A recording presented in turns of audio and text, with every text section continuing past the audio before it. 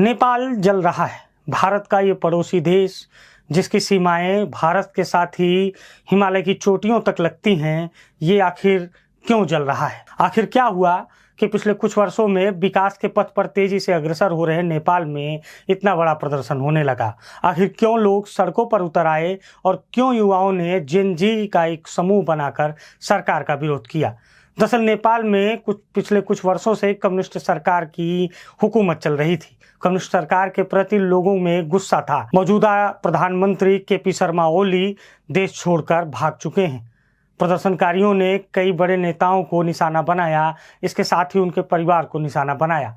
आज हम आपको पीछे की सच्चाई बताएंगे कि आखिर क्यों नेपाल जल रहा है और नेपाल जलने के पीछे आखिर वजह क्या है।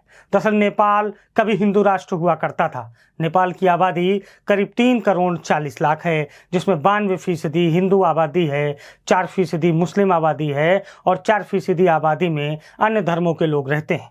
92% हिंदू आबादी वाला देश नेपाल हिंदू राष्ट्र था और नेपाल में राजतंत्र लागू था। फिर अचानक नेपाल को डेमोक्रेटिक नेपाल बनाया गया और नेपाल में लोकतंत्र की स्थापना हुई। इसके साथ ही हिंदू राष्ट्र का टैग भी हटाया गया और नेपाल को धर्मनिरपेक्ष राष्ट्र घोषित किया गया। पिछले कुछ वर्षों में नेपाल में कम्युनिस्ट सरकार का दबदबा था। केपी शर्मा ओली, पुष्पकमल दहल और शेर बहादुर देउबा की पार्टी मिलकर नेपाल में सरकार चला रही थी। विपक्ष का नामो निशान नहीं था, क्योंकि सभी पार्टियां एकजुट होकर सरकार चला रही थी। ऐसे में जनता का जो आक्रोश है सरकार के प्रति, वो लगातार बढ़ता जा रहा था। केपी शर्मा ओली वाली नेतृत्व की जो सरकार थी, उसके प्रधानमंत्री केपी शर्मा थे और केपी शर्मा ओली के ऊपर चीन के करीबी होने के आरोप लग रहे थे। दरअसल चीन की कम्युनिस्ट विचारधारा और केपी शर्मा की विचारधारा एक जैसी थी और यही वजह है कि केपी शर्मा ओली कम्युनिस्ट विचारधारा के थे। वो कई बार सनातन धर्म पर भी सवाल खड़े कर चुके थे, यहाँ तक कि नेपाल के जनकपुर को, जहाँ माँ सीता का मायका कहा जाता है और भगवान राम की ससुराल कही जाती है, केपी शर्मा ओली कई बार भगवान राम के अस्तित्व को भी नकार चुके थे। ये तो एक अलग बात है, क्योंकि 92% हिंदू आबादी वाले नेपाल को अब एक बार फिर से हिंदू राष्ट्र बनाने की मांग उठ रही है। लेकिन असल वजह यह है, नेपाल में सरकार के प्रति विरोध प्रदर्शन इस वजह से भी तेज हो गया क्योंकि सरकार के ऊपर लगातार उद्योगपतियों को फायदा पहुंचाने का आरोप लग रहा था कि केपी शर्मा ओली वाली जो सरकार है, जो केपी शर्मा ओली के नेतृत्व में चल रही है, वो सरकार भ्रष्ट है और उसके सरकार के कई मंत्रियों के ऊपर भ्रष्टाचार के गंभीर आरोप थे। लेकिन अचानक में आनन फानन में नेपाल में सोशल मीडिया ऐप्स बंद कर दिए गए। नेपाल सरकार ने हवाला दिया कि यूट्यूब, इंस्टाग्राम और फेसबुक जैसे, व्हाट्सएप जैसे जो ऐप हैं, ये सरकार की गाइडलाइन का पालन नहीं करते हैं। लेकिन सरकार के खिलाफ प्रदर्शन करने वाले छात्र संगठन, युवा संगठनों की माने तो छात्रों की, युवाओं की आवाज़ दबाने के लिए नेपाल सरकार ने सोशल साइट पर बैन लगाया।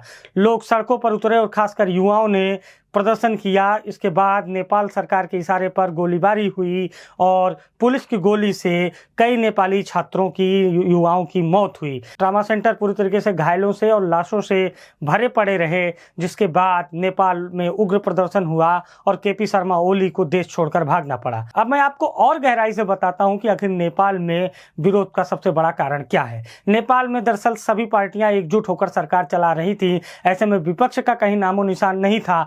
जनता की आवाज उठाने के लिए कोई विपक्ष नहीं था, तो ऐसे में जनता की आवाज उठाने वाले कई पत्रकारों को भी जेल में डाल दिया गया था। इसके बाद स्थिति ये बनी कि जनता खुद सड़कों पर आ गई।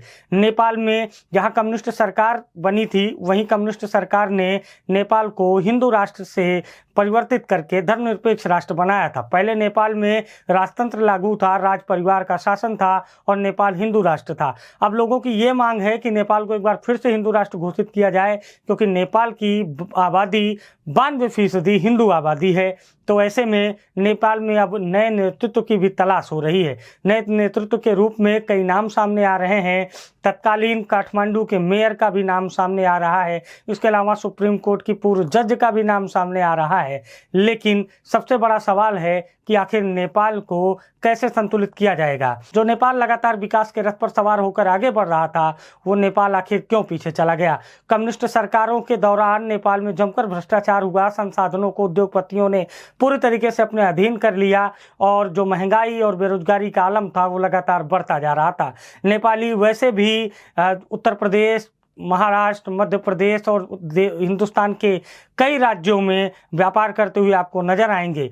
नेपाल के लोग मेहनतकश लोग हैं। नेपाल भारत से पहले से जुड़ा हुआ है और नेपाल में एक विचारधारा ये भी है कि बड़ी जो आबादी है, 70% आबादी, वो भारत को अपना मित्र राष्ट्र समझती है, जबकि 30% आबादी जो कम्युनिस्ट आबादी कही जाती है वो चीन के प्रति झुकाव वाली आबादी है। ऐसे में भारत और चीन को नेपाल सरकारों ने हमेशा बैलेंस करने का प्रयास किया, लेकिन केपी शर्मा ओली, जिनकी कम्युनिस्ट विचारधारा थी, वो चीन के प्रति ज़्यादा मैत्रीपूर्ण व्यवहार रखते थे। कम्युनिस्ट सरकार की विदाई हो गई है, केपी शर्मा ओली देश छोड़कर भाग गए हैं। नेपाल में कभी भी नए प्रधानमंत्री की घोषणा हो सकती है, अंतरिम सरकार नेपाल की जो मौजूदा स्थिति है उसको संभाल सकती है, लेकिन नेपाल जल रहा है। और छात्रों ने दिखाया, युवाओं ने दिखाया कि जब जब सरकारें बेलगाम होती हैं तो इस तरह के जन आंदोलन होते हैं, जिसके बाद सरकारों को भी झुकना पड़ता है। नेपाल को बहुत जल्द नया नेतृत्व मिलेगा, लेकिन नेपाल जल रहा है क्योंकि कम्युनिस्ट सरकारों के भ्रष्टाचार की आंच में झुलस रही जनता सड़कों पर उतर आई और नेपाल में तख्ता पलट हो गया।